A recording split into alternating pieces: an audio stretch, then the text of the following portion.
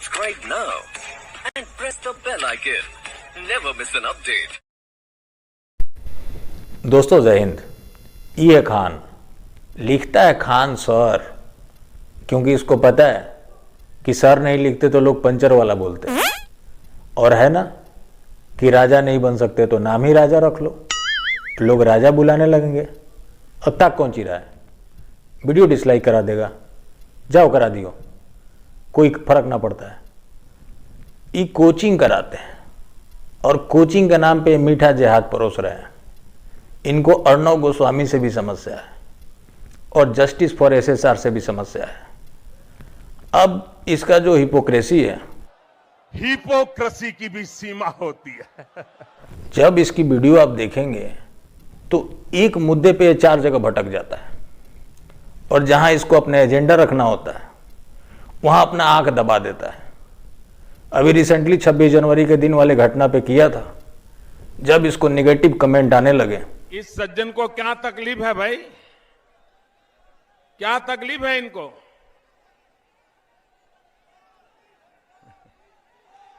उसके बाद से ये लगातार हाथ पांव मार रहा है, क्योंकि इसको लगा कि लो अब तो मेरा एजेंडा बेनकाब हो गया। इसको इस्लामिक भाषा में अलतकिया कहते हैं। जब तुम्हारा एजेंडा बेनकाब होने लगे तो अपनी स्ट्रेटजी बदल लो। उसी क्रम में इसने एक मोदी के ऊपर वीडियो बनाई जिसमें इसने मोदी की तारीफ की। किसी यूजर ने कमेंट किया कि खान सर भी धीरे धीरे मोदी भक्त होते जा रहे हैं, उसको इसने पिन कर दिया। मेरे को भी नहीं पता होता। एक कोई यूजर है अमन जायसवाल, उन्होंने मेरे पास भेजा था। ओकरी बाद ही क्या किया, इमरान खान उसका एक थंबनेल लगा रहा है लिपस्टिक लगाए हुए। ये टीचर है, एक राष्ट्राध्यक्ष को लिपस्टिक लगाता हुआ फोटो।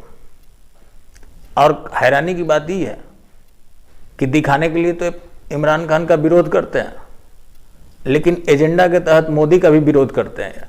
जनता को आप मूर्ख समझना बंद कर दीजिए।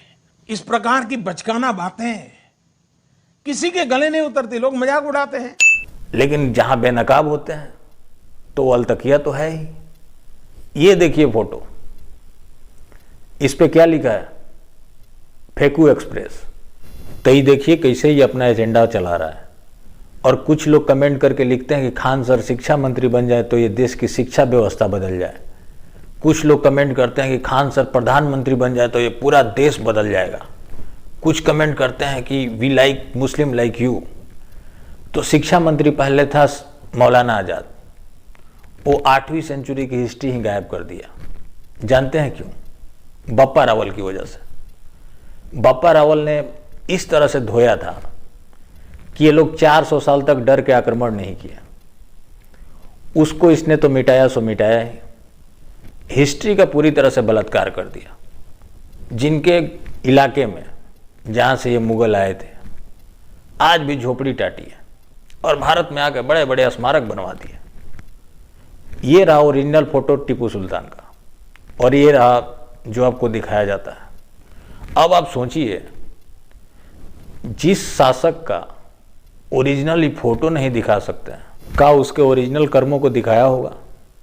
अब कुछ लोग कहते हैं कि ये प्रधानमंत्री होते हैं। 8 दिसंबर 1989 भारत का पहला गृह मंत्री बना मुफ्ती मोहम्मद सईद। अचानक होकर बेटियां गायब हो गई, 4 दिन बाद वापस आई। कौन ले गया, कहां से आई, नहीं आई, किसी को नहीं पता। 19 जनवरी 1990 वहां मस्जिद से आवाज आ रही थी कि अगर तुम लोग अपनी जान की हिफाजत चाहते हो तो अपनी औरत को यहां छोड़ के निकल लो। कश्मीर में चाहिए तुम्हारी औरतें, लेकिन तुम नहीं। बेचारे जान बचाकर भागे, अभी शरणार्थी की तरह रह रहे। कुछ जो फंस गए थे उनके साथ बलात्कार हुई, हत्याएं हुई। आपको फर्क नहीं पड़ता, क्योंकि आपको तो ये लगता है कि चलो हमारे साथ थोड़ी हुआ है। आप तो अपनी बारी का इंतजार कर रहे हैं। और जो लोग ऐसा ख्वाब देख रहे हैं कि वो प्रधानमंत्री बने, तो पहले अपने लिए गोल जालीदार टोपी सिलवा लें। आज जो पापा की परिया देख रही हैं कि वो बने, वो काले टेंट का व्यवस्था कर लें। अब देखिए उनके साथ क्या होने वाला है।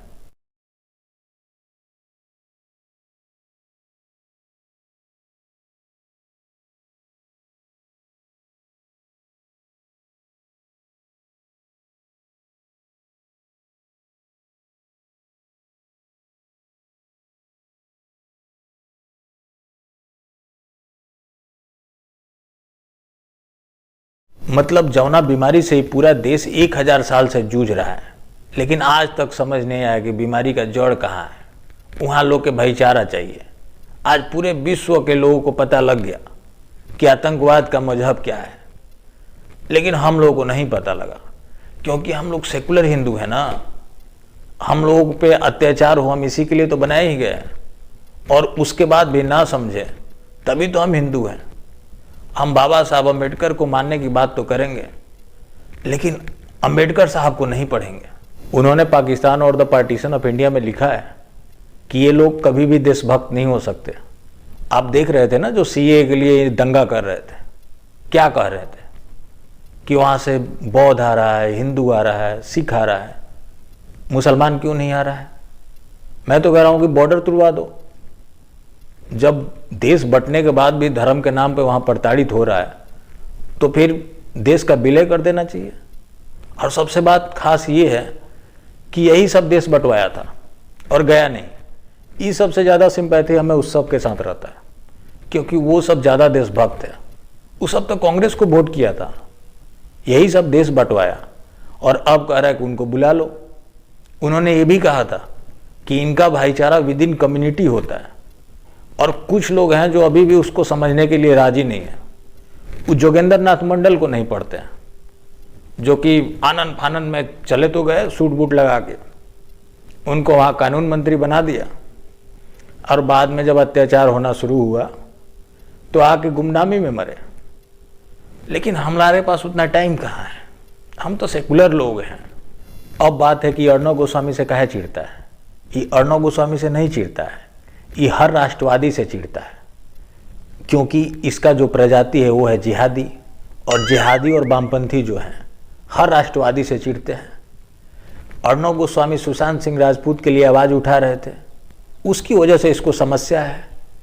वैसे ये सब आर्मी के पराक्रम पे सवाल उठाएगा। जब सेना बोलेगी कि हम सर्जिकल स्ट्राइक किए तो उससे सबूत मांगेगा, और उसी आर्मी घराने से कुछ दुष्कर्म हो जाएगा तो उसको आर्मी से जोड़ेगा। जैसे रिया चक्रवर्ती को एनसीबी ने धर लिया तो सब विधवा विलाप कर रहा था कि आर्मी ऑफिसर की बेटी को पकड़ लिया रे, पकड़ लिया रे। वैसे इन लोगों को किसी से कोई मतलब नहीं है। और इसका देखिए एक क्लिप।